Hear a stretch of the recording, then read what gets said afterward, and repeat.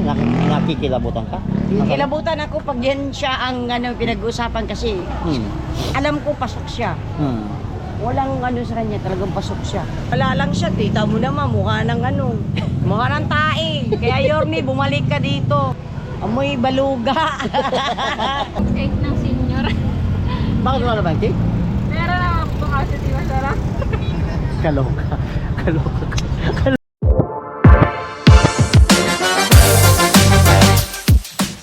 Nay, magandang hapon sa'yo. Oo, okay lang.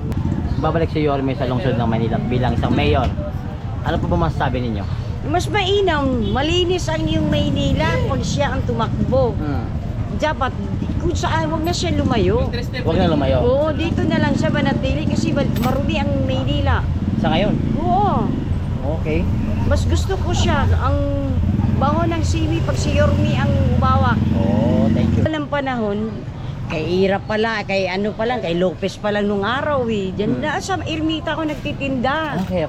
Baywalk, hindi naman din na, totally nga ako talagang standby nga paikot-ikot lang. Oo. Mas gusto ko si Yorme. Mas gusto mo yung ginagawa niya? Yeah, gusto ko sa kanya. So, Nay, ano ho ba yung mga ginawa ni Yorme besides sa ganun sinabi mo kanina na mga, for example, mga proyekto na hindi mo makakalimutan? Ay, yung hindi ko makalimutan sa kanya, yung lockdown. Alam Ano? mo ba yun, number 1 siya. Kita mo, lahat ng tao hindi kami dito sa pinabayaan. So hindi kayo, Talagang hindi asikasa. kayo nagutom? Hindi kami nagutom kay Yorme. Pero higit sa lahat, talagang huwag na ninyo bawalan ng vendor. Yung iba kasi gumagawa ng kaayusan, yung iba hindi naman gumagawa ng kaayusan, nadadamay kami. Yun. Pero gusto ko talaga siya. So damay-damay na kasi nangyayari. Malinis siya. If sakali ngayon ay dumating si Yorme dyan at nandyan lang sa Gedli at bibigyan kayo ng pagkakataon makausap mo siya ng personal, ano nga gusto mo sabihin sa kanya? Bumalik na siya dito, huwag na siya lumayo.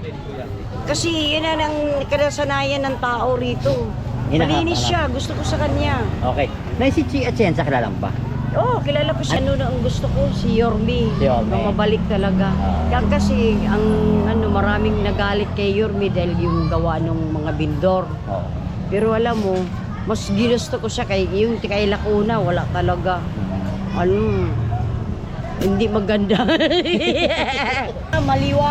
Maliwanag ang Bakit dati ba Maynila. madilim ba rito? Madilim. So si Yorme nabigyan ng liwanag sa Manila? Oo. Sana all. Kahit saan. Kahit sa Biwok. Yun sa Biwok, nawala lang siya. Tita mo naman, mukha ng mukha ng tae. Kaya Yorme, bumalik ka dito sa Maynila. Huwag ka na lumayo. Mas Okay. gusto ko pa. Ngayon, nakikilabutan ka? Kilabutan ako pag yan siya ang pinag-uusapan kasi alam ko pasok siya. Walang sa kanya, talagang pasok siya. Dugyot yung yung yan, kanto-kanto na yan ng Baywalk. Amoy baluga. Nawala lang si Yorme. Ano ba to? Sabi ko si Hani kasi iba. Wala siyang pakialam. Ayaw, parang dali siyang Si Hani wala. Hindi niya kaya yung kalakaran ni Wala yung yung mga drainage, yung mga tubig yan. Naikot ko ay walang kabuhay-buhay. Madumi. Ate, sakali bang babalik si Yorme sa lungsod ng Manila bilang mayor, ano masasabi mo? Matutuwa ako dahil syempre kami mga bilang vendor, makakapagtinda kami maayos. Oo. So ano po ba yung mga bagay na hindi makalimutan na ginawa ni Yorme? Ito baka sa akin kasi hindi ko makakalimutan yung mga pagbibigay ng mga ayuda, mabilis, kasi pagtutulong sa mga Kapwa. So ate, sa ngayon pagbibigyan ka ng pagkakataon na makasama mo si Yorme personal at magkausap kayong dalawa, ano masasabi mo? Si Yorme, Nay, Isko. Ay, si Isko? Oo. Ano? Huwag ka masagad. Hello. Kuya na ka. Magandang hapon pare, ma'am. Magandang hapon sa inyo. Matanong ko lang, if baka sakali bang babalik si Isko Moreno bilang mayor sa lungsod ng Maynila, ano masasabi niyo? Pabor naman sa akin. Bakit ho? Kasi yung maganda yung palakad na nung siya pa yung mayor eh. Sa ngayon, Parang wala lang din nangyari. Wala nangyari. Yung papatakbo niya no ngayon ni Victoria. Nung panahon niya.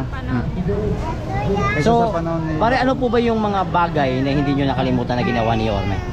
Nung nilinis niya yung Divisoria hanggang ano. Diba, lahat yun nilinis niya hanggang Quiapo, no? Ayun, naging malinis, maluwag. Maganda yung pinakita niya. Oo. Lalo So, na ng pandemic. Oo, yung pandemic Mga bigay din. niya ng pandemic. Hindi siya nakalimot, oh, hindi siya Nakalimot. nakalimot. So, ngayon pare, sa pagkakataong to, si Yorme Isko nandyan na sa gilid-gilid natin. Actually, nag-gilid-gilid din si Yorme dito, nalala nyo? So, what is sakaling ngayon si Yorme nandyan?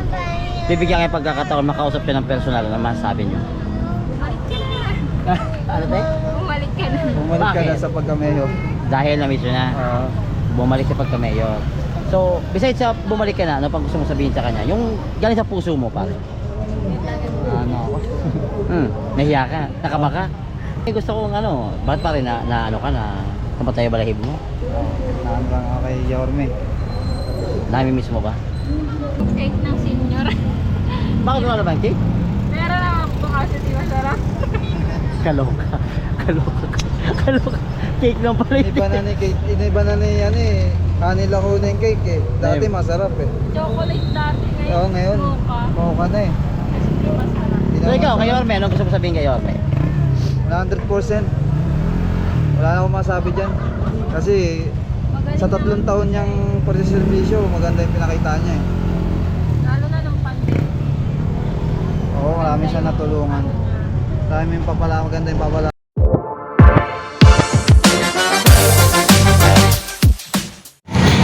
Good morning! Uy, kilala.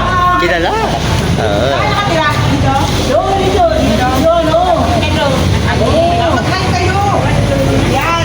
So guys, may imamarikis ako sa inyo. Ang mga Manilenyo, mababait na tao yan. Dapat pinapakain natin at inaalagaan. Nilito at nilito.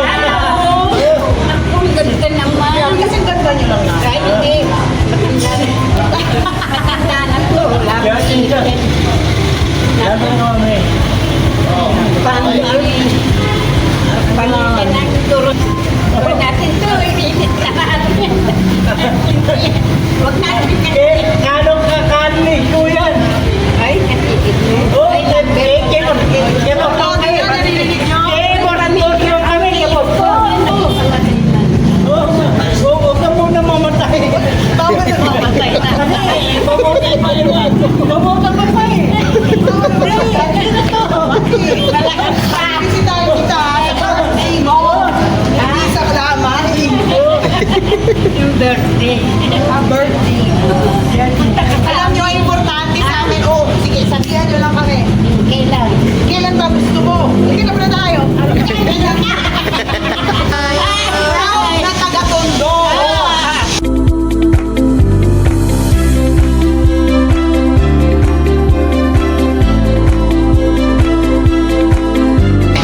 Para po sa lahat ng mga Manilenyo, gusto kong malaman nyo na proud ako sa inyo. Dahil sa pag-ikot ko po sa bawat barangay dito sa Maynila, nakita ko ang puso ninyo at nakita ko ang totoong kailangan nyo ay kalinga mula sa mga tao sa gobyerno. At yan po ang ibibigay namin ni Yorme at Enchi Atienza sa inyong lahat dahil kayo ay importante sa akin. Dahil sabi ng Panginoon, lahat tayo pantay-pantay. At dahil palagi Manila, God first.